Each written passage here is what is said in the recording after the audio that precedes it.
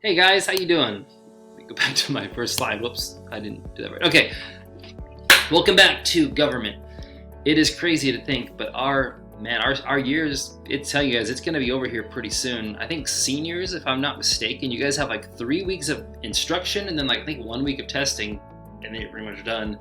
And everybody else has like 4 weeks of instruction, 1 week of testing. So it is going to fly by, trust me. So let's just enjoy the last weeks we have together. And we will do that. I hope you guys have enjoyed the lessons. Honestly, I really, as much as I'm having fun experimenting with this whole online format, I really wish I could be with you guys right now in the classroom discussing these things, because you know it's just one. I feel like kind of odd just talking to my computer screen. I wish that we could have some good discussions, though. By the way, next time, so we did have our first live Zoom. I apologize again for messing up the day and time with that. But we had another meeting, and I had Sarah and Connor came. Thank you guys for coming to the meeting. So it was us three talking, but it was a good discussion, and I really enjoyed the time. But I wish more of you guys would come next time, because we had a really good time just catching up and talking about class and other things. So I'll do my best to send the information out in advance and have a better date. I'm still learning how to do the live Zoom thing, but I think I have it figured out now. But I'll let you guys know next time. But I'd hope to see more of you there. So come on. I'm not going to see some of you guys that much longer, so come on to the meetings. Okay, so we're going to move on from all the First Amendment stuff to race. And even though there's not really, and there are amendments that deal with race, like I guess you could argue the 13th and the 14th Amendment, but it's more than that. I want to discuss more like how do we as Christians address these issues. Okay, sorry, my cat keeps backing against my computer. Okay, today we're going to understand and discuss the Troost divide in Kansas City, Missouri. We're going to discuss how healing can occur in our city, racial healing that is, evaluate the reconciliation methods of Daryl Davis, compare Davis's methodology to the evangelism methodology of Scripture, and see how we can positively impact the racial cycles in our world. As always, Google Classroom has what you'll need. So it's no secret that in Kansas City, there's the so-called Troost divide. And basically, Troost is a street, and it's a little bit blurry, my apologies for that on the map, but you can see I'm going to follow this is Troost right here. Green represents African American people and blue is white people, and I forget what the orange is. But you can see a very obvious line here, right? So you have a lot of African American folks over here and a lot of white folks over here. And Troost has been this dividing line for decades in this country. African Americans, I said, make up most of the area east of Troost.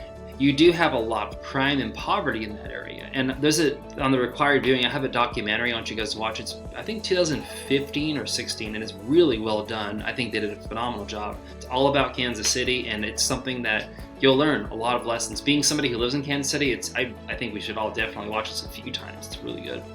But it talks a little bit about the history of this Troost divide and why it's there in the first place. It'll give you some statistics on the crime and the poverty, so I'm not going to put all those things down here on the slideshow. Admittedly, it's a few years old, but things haven't changed that much since. High crime and high poverty characterize the area. You also have tons of abandoned houses, as you'll see in the documentary. An issue called blight. Blighting is when you have property that's abandoned and nobody cares about it. What happens is weeds grow out and people start throwing trash on the area because they can get away with it more. And you have even worse problems where you have devaluation of property. Nobody wants to live there.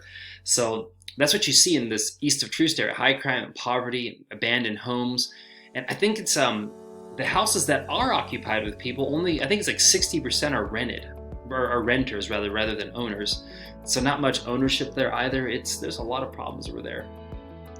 Now, when you get to issues like the Troost divide, people want to talk about what's called structural racism or systemic injustice. You know, is it just a coincidence that you have mainly black people, you know, east of Troost where it's poor, and then you have mainly white people west of Troost where it's not so poor? In fact, you have it's interesting. There's a little spot called Millionaire Row where you have this random road of like really sweet houses. I don't think you've ever seen that, but if you're driving around like the Troost kind of scary area. And I can't navigate at the top of my head, but we've driven there before because we go out to this area to go to the Roastery Coffee Shop, which is out near Troost. It's really good coffee. But yeah, there's this, like, you randomly take a few turns and all of a sudden within a minute, it's like you're in this really nice neighborhood with huge mansions on the way to Kansas. And yeah, it's just crazy how you have like this mansion row and then you have Troost on the east side, which is scary. Anyways, the history of it's interesting, and people have argued that this structural racism, systemic injustice is to blame. And what that means is you basically have laws in place, you have cultural understandings and prejudices in place that cause racism to happen in the systems and the structures. So you may not have the KKK down there torturing people by any means. That would be overt racism. But systemic injustice or structural racism is when the actual structures of the law and of society already disfavor certain races. I'll be honest with you guys, a great example of that, and this one of our not so proud moments, is Nichols, the guy who founded the plaza. He originally bought that land and called it the Country Club District, and it became the Country Club Plaza, and now it's just shortened as the Plaza. And so we've all been there. It's a really nice area, right on the river. High-end luxury stores. We went on for our anniversary, we went to that Fogo de Chao steakhouse, that Brazilian steakhouse down there. It's phenomenal. There's like a 3 or 4 story Barnes and Noble that I go to all the time. It's a beautiful place. But when he built that, and this wasn't unique to Kansas City, so let's not put Kansas City on the chopping block too quick here, but Nichols, I should say, did do this, but he had what's called covenants in his homeowners association. Excuse me. And a covenant was basically kind of like a rule written in the HOA that didn't allow Jews or black people basically to move into the plaza area. So he did keep them out and made it a very white, affluent neighborhood back when he built it. So you do already have, that's an example of a systemic injustice. So it does exist. You do have the laws that can cater to one race over the other.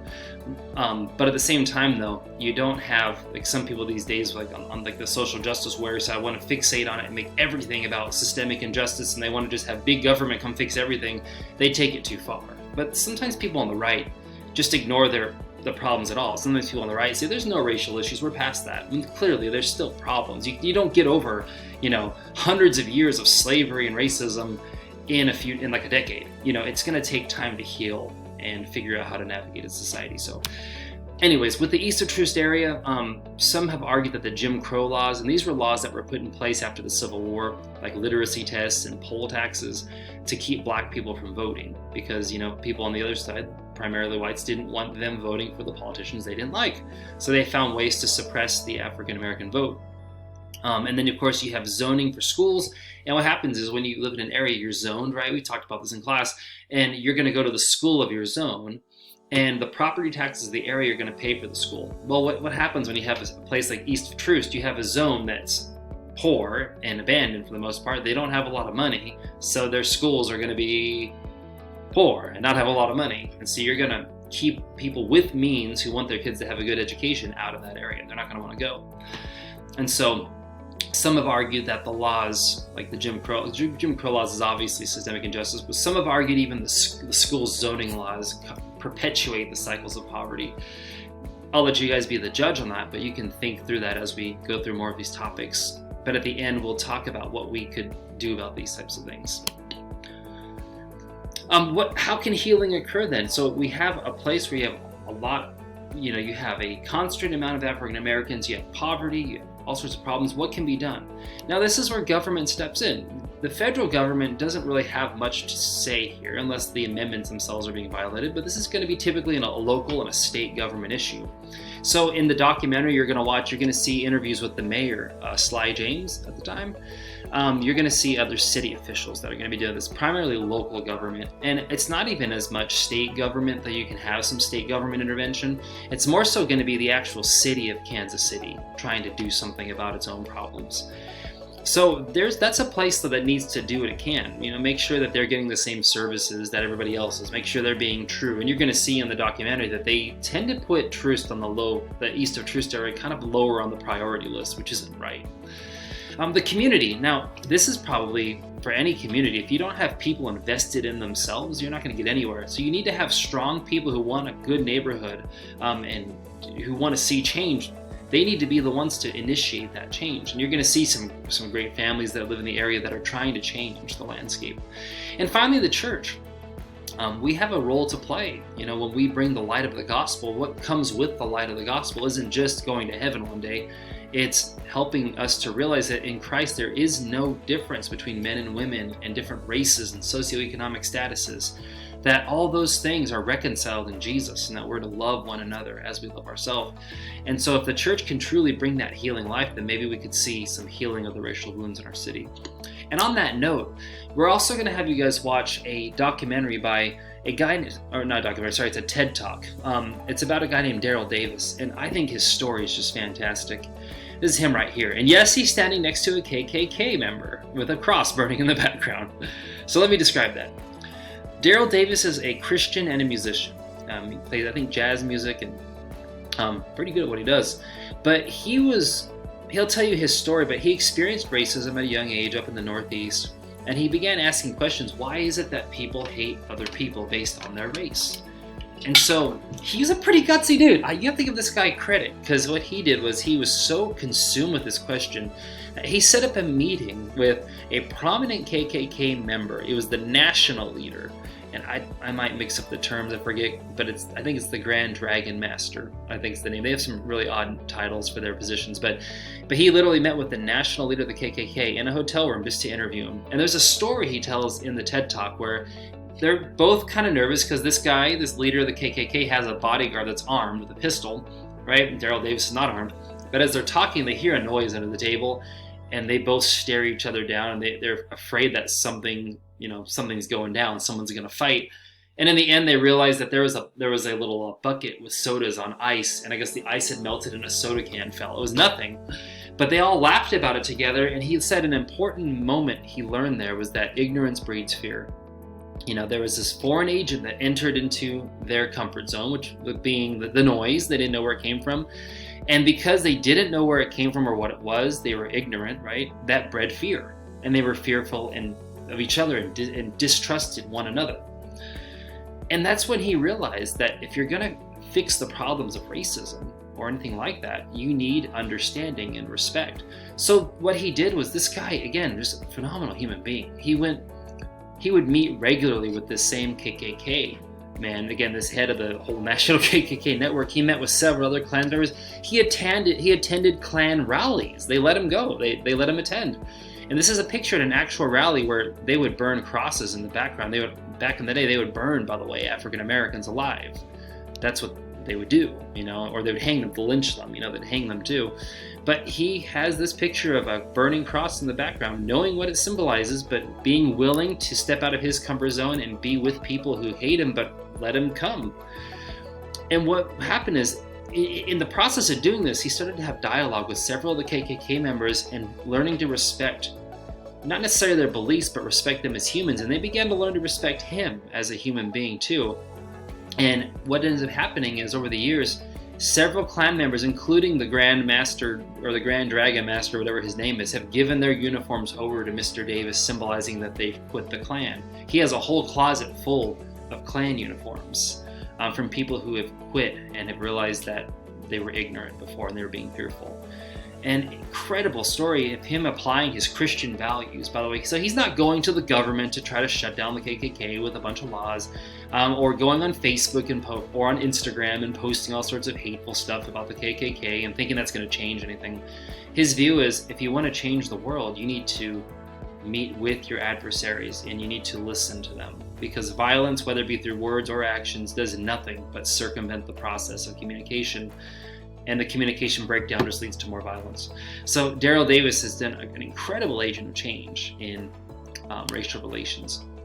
And if you compare what he did, I think it's a beautiful parallel. And by the way, again, like I said, Daryl Davis was a Christian, and I think he was very intentional in applying his Christian values. Look at Paul in the book of Acts. Acts chapter 17, 20. You've probably read this a billion times. When Paul is talking to the Athenians at the Areopagus, they have these shrines for gods, all sorts of gods, and they even have a shrine for an unknown god in case they missed one. And Paul says, let me tell you about the God you missed. This God is the creator of all things.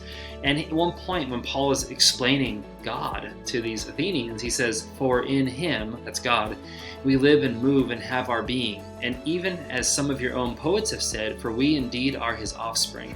Now this gets overlooked a lot, but Paul's quoting two of their own sources. One is a poem to Zeus. The first one, in him we live and move and have our being, is actually a worshipful remark to the god Zeus. And then the second part's from a poem called Phenomena by I think Aratus, another religious poem of their day. So Paul is making the gospel understandable to them by using their own pagan poetry to make sense of the Christian faith. And so what we can see when Paul discusses the gospel in Athens is, first of all, he's willing to sit and have a conversation. He's willing to let them talk, and he's willing to talk and just exchange ideas. He's willing to sit and understand them. How do we know? Well, because he definitely went deep into their culture and learned about the stuff they worship. He knew about the Areopagus. He was there. He knew about the many gods. He knew about the poetry to their gods. So Paul took time to understand where they're coming from. And then he took time to contextualize the gospel by taking what they understood and bringing the gospel into the picture. And ultimately, even though some didn't like his message and left, there was an atmosphere of respect. Because you can see that some Athenians did convert, some did become Christians. Because ultimately, Paul said, I've gone out on my way to meet with you, to understand you, and to give you my time and energy. So I respect you, and I want you to hear what I have to say as well. And that resulted in the conversion of some of the Athenians. And so I think with this guy over here, with Daryl Davis, he did something very similar. By being willing to interview them, by doing his research, learning about the clan, that he was able to show, hey, this is somebody who actually breaks all of your stereotypes. You think that black people are all fill in the blank. I'm not like that, and you can see they're me, and that caused many of them to realize that they had been fed a bill of goods. So how about us? What can we do, whether it be with the racial cycles in the world or in Kansas City? People usually attribute this saying to Gandhi, be the change you want to see in the world. Now, Gandhi probably didn't say that. Every time there's a famous quote, I look up who actually said it, and it usually says we don't know, and I don't know if we do know for this one. But either way, it's a great quote. Be the change you want to see. People think that if I can just post enough on social media, or if I can get the right laws passed, that'll fix the problems. That seldom does anything, because we all know that politics is downhill from culture. And if you want to change culture, it's not going to be through politics, it's going to be through changing culture. And how do you change culture is winning the hearts and minds of people. That's really it. It's a slow burning process, but hopefully as one or two people begin the process, if those people that they influence keep influencing others, then it can spiral out. It can become centripetal, right? Or centrifugal, I don't know. But an outward moving source of change. So structural injustice and systemic evil. Does it exist? I think it's pretty safe to say that we have definitely seen laws in place and certain attitudes in culture that deny certain rights to certain races. There's no doubt that there's an existence of it. But the solution is less tricky. The left, if you talk to liberals oftentimes, or even just left-leaning people, they're typically going to say, yeah, well, we need more government programming. We need more money to be invested in these neighborhoods. We need tax dollars at work. We need, in some cases, maybe even suppressing freedom of speech against certain people. That's not going to really do the problem. It's not going to fix the problem, though, because that's assuming that you can throw a bunch of money at people and a bunch of laws that you're going to change the culture. Again, that's trying to use politics, which is downstream from culture, to fix culture. Not going to do it.